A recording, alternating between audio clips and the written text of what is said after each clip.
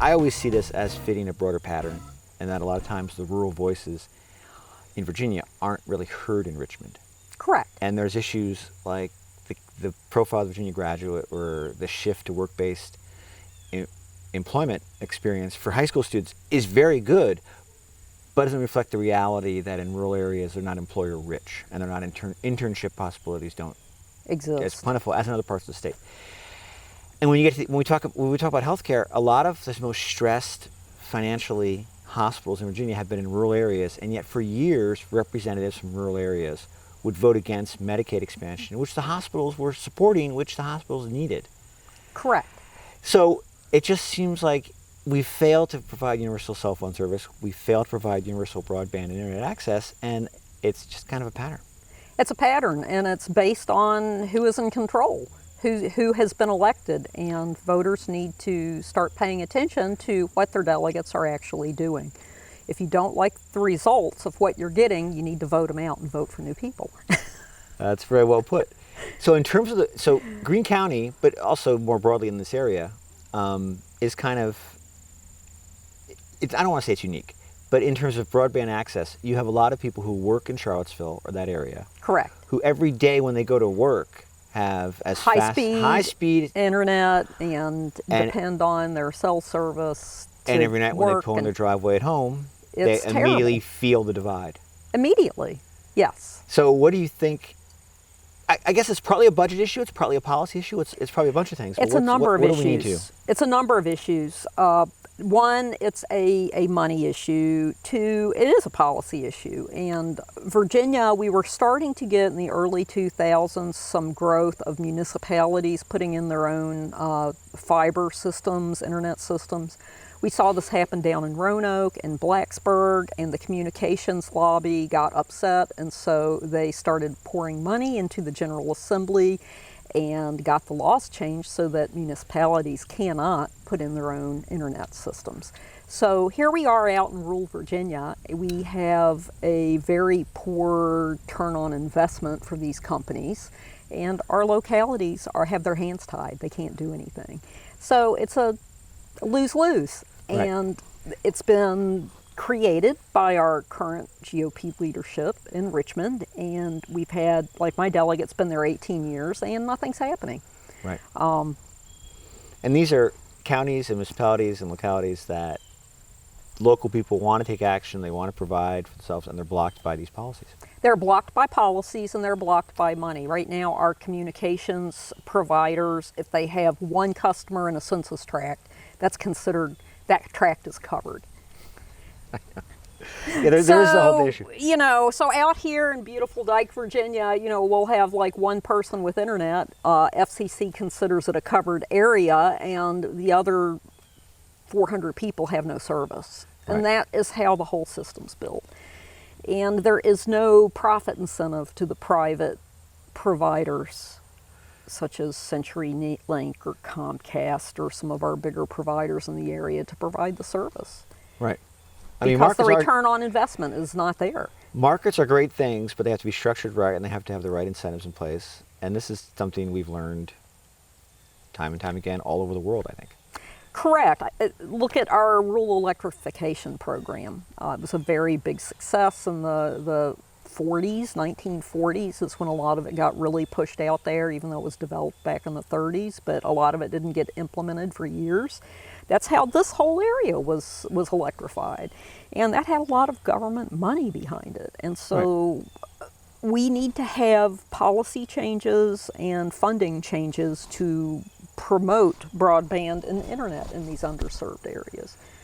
And at root is a failure to recognize that, like electric, like water, like a lot of utilities, broadband internet access and cell phone service has long been that same sort of status. Correct. Where it's something that every household across the Commonwealth needs to have. Needs to have. Right. And what great example, there's going to need a push from our state government to make this happen. A great example is last year, Dominion was given billions of dollars to upgrade their grid. And as part of that, but this was for their own needs, they're laying fiber so that they can track their grid. they're not doing that out of the goodness of their heart. They're doing that so they can, through their internal internet system, track the performance of the electrical grid. Well, that's all and good, Right. and they are allowed to lease that fiber to providers to expand internet, but they don't have any incentive, they have no Right. desire to provide the high-speed internet to their customers directly, even though that information is going out there. And they're laying that fiber in public areas. They're And the laying it public in is public not getting- right-of-ways. Right.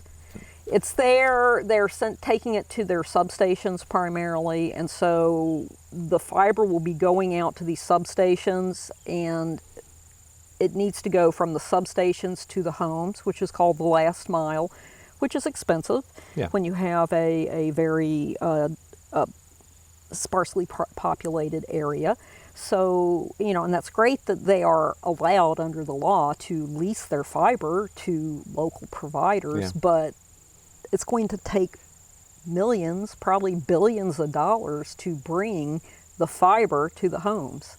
Right. In rural areas, or to, if it doesn't go to homes, to stations where it can be then transmitted via air from transmitters to Right. homes. Because there are some areas where that's the most. That's a possibility, and Yeah. this is maybe one of those areas because it's either going to be fiber, but with all the hills and dales here, it's Right.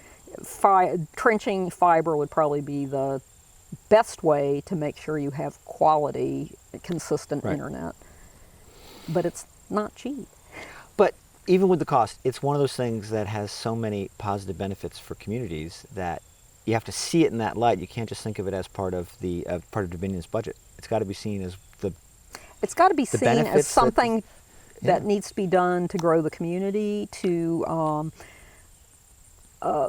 promote business in the area, to solve other problems in the state. One thing I like to talk about is, look at Arlington. You have this huge housing shortage. People can't afford to live there. Right. You've got Amazon coming in and bringing hundreds and hundreds of more people. And where are these people going to live? Well, Right. if we had quality internet, you could see more telecommuting out Right. here in our areas. We would welcome young families with kids to our area.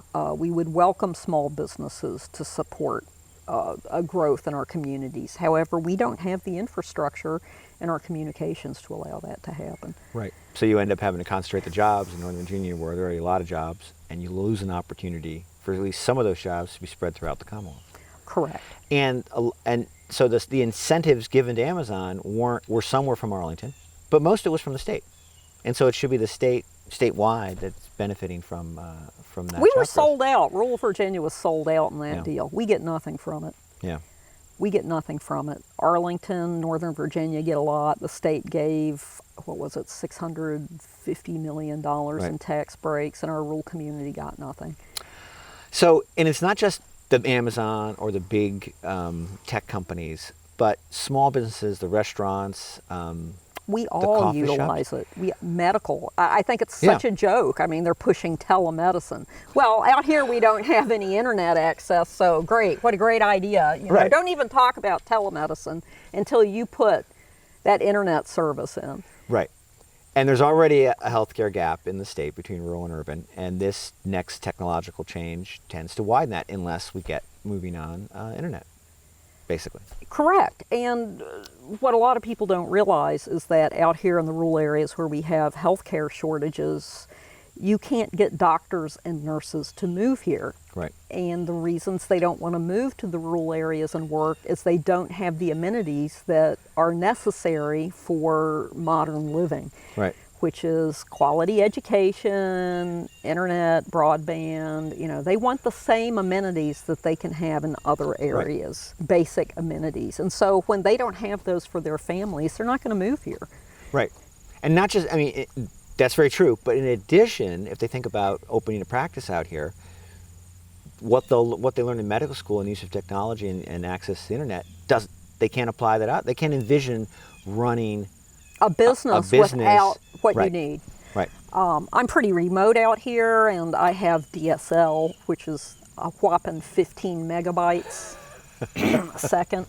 I think they upgraded me to 40, but whenever I test it, it's 25, which still isn't considered high speed out. No, not at all. No, 25. And it's costing me over $100 a month for that whopping 25 megabytes.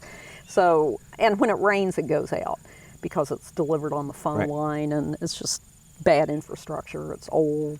Phone lines have been here forever, and they're shoddy, and you've got everyone in the village on the same line, and whenever you come to a weekend evening, everyone's streaming Netflix or playing games, and you have no service. And that's what we're dealing with out here. But as a medical provider, and any other small business, everything's via the internet. Your credit card processing, your insurance claim filing, your records uploads to get a claim approved for a medical or a dental procedure. It's all done via the internet, and you have to be able to do that quickly. Right. When you're trying to send an x-ray somewhere or a larger file, you need high speed to make that happen. Because a lot of times you're trying to make a critical decision that or you would like to get paid. That as well. You would like to get paid, things. and they require all this medical record documentation if you would like to get paid for the work that you've already performed as a provider. Right. And so not just the small business or the healthcare practices, but also, if you think about rural areas, they often benefit a lot from people who pass through, who drive through, and stop for a cup of coffee or stop for whatever, stop for a meal. Mm-hmm. And if your county doesn't have internet presence because of your businesses, people aren't going to stop, because that's what people do now. When you're driving, let's stop for lunch. You go to you don't just the old way, and I'm old enough to know this. You'd actually look for a sign, and now you go to the phone in a lot of places, and you go, oh, well, that sounds good. It's got a good review. Let's go there, and then you drive out of your way to go there because it's got internet presence. And counties in Virginia don't. We don't have that. They just dedicated our little lane through here. 810 as a scenic highway in Virginia. And it is. It's beautiful. I just drove it this morning. And it's one of the most scenic drives in Virginia. And so we would love to, grow our Airbnb and our restaurants and coffee shops, maybe breweries and vineyards to attract tourists. But when people come and they stay at an Airbnb, they want internet access. Right. And we may not have that. And we definitely have no cell service out here. And you're in range here of a couple universities, or at least a couple universities, James Madison, Eastern Mennonite, UVA, all these places. And when universities have things like football games or graduations, the hotels always fill up. And this would be a great area if you were coming in just for that, to do an Airbnb out here.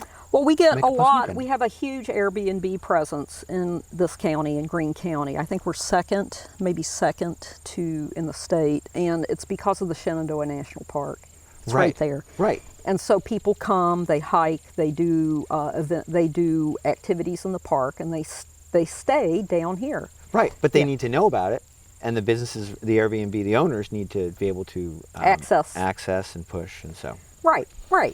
And to promote your platform and take your payments and do all those things that businesses rely on today. Mm-hmm. And so let's talk about education. A lot of the students here at school have access to internet. Correct. But, the school and the library. The school and library. And McDonald's.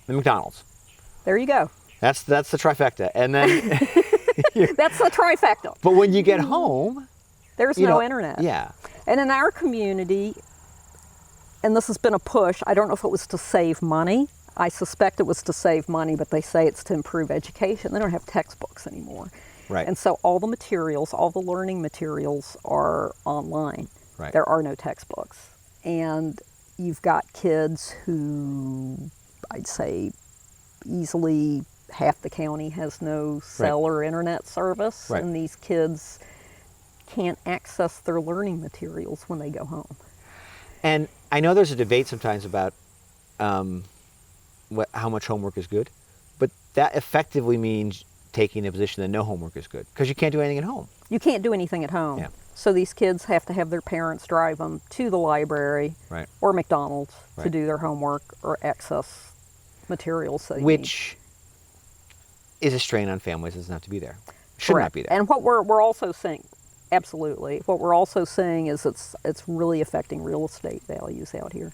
Right. People will not buy a house if it doesn't have high-speed internet. Which, building up wealth through real estate is the prime driver in America. Correct. And if you take an area like this that's sort of shut off from that track, you're automatically making it harder to retire, making it harder to do various things. This was not an issue 15 years ago. Right. Now it is.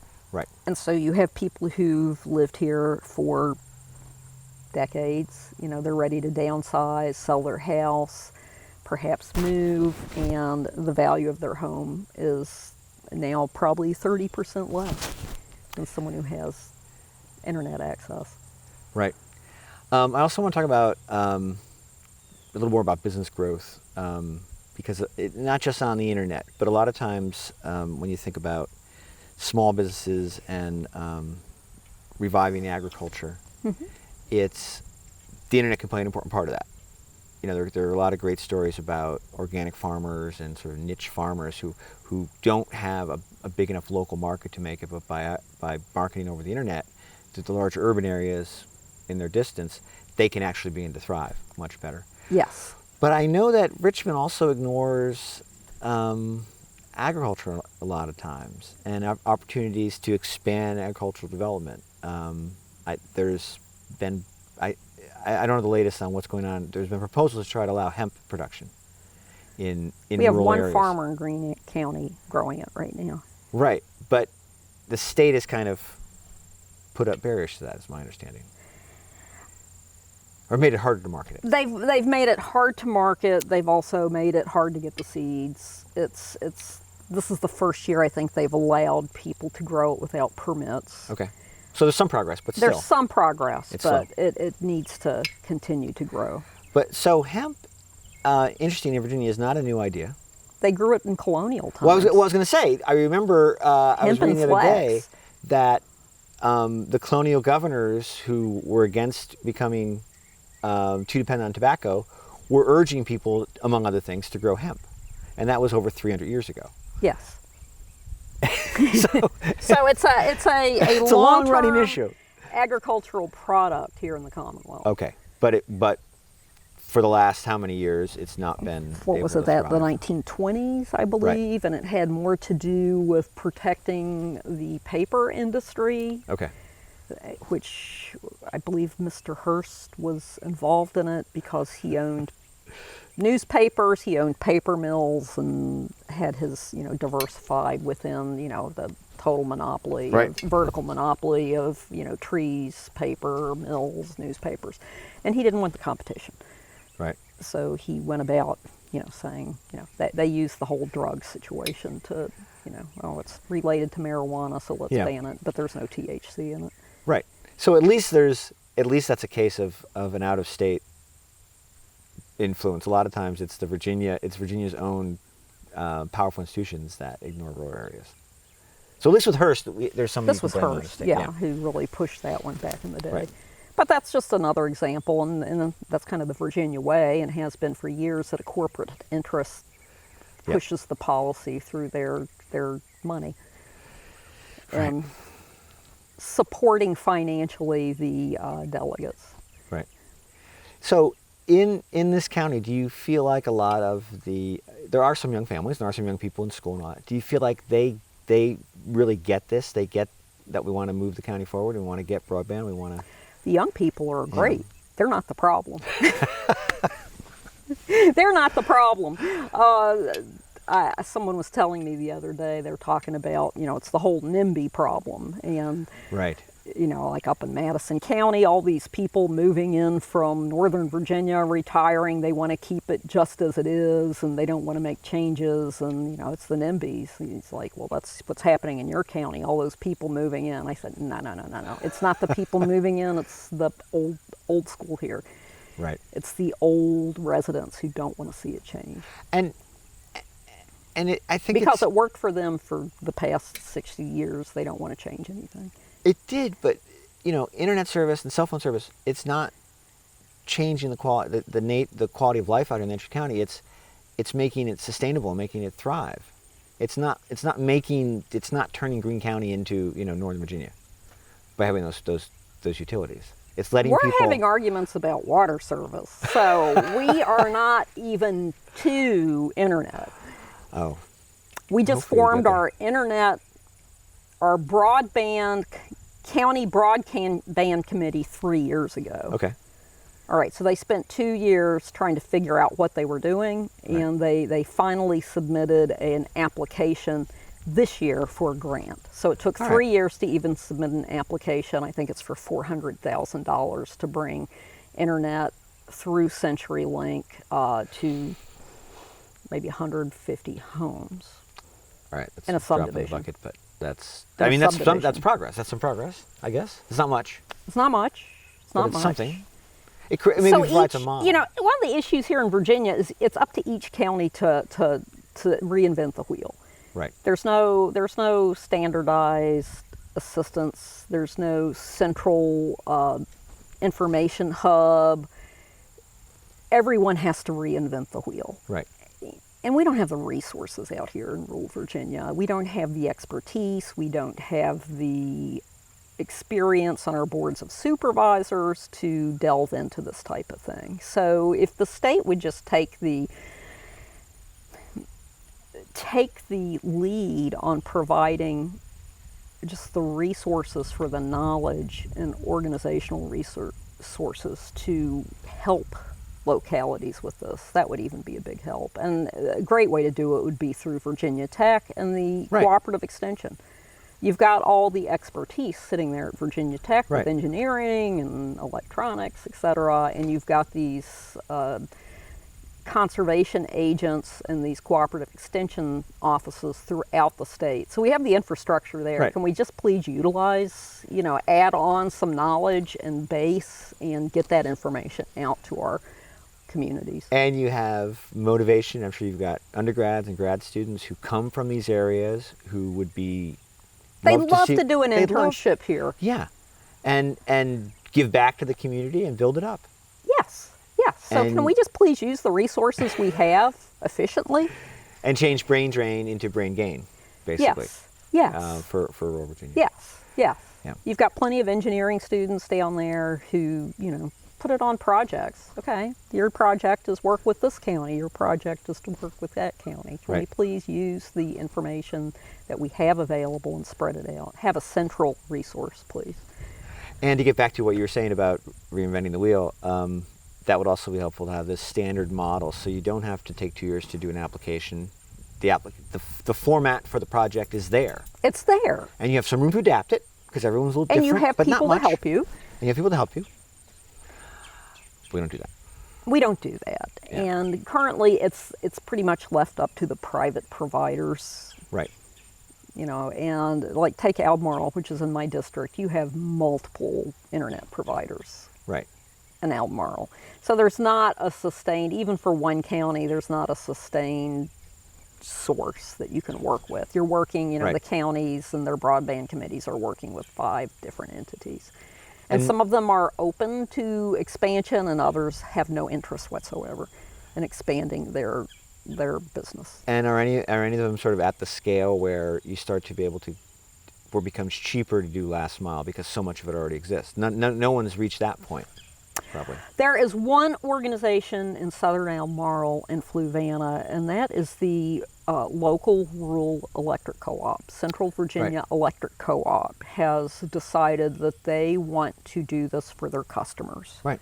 So they are doing a $110 million expansion of laying fiber to bring broadband to all their customers. And they are getting a whopping $650,000 from the state for their $110 million expansion. So that tells you where we're at. Right.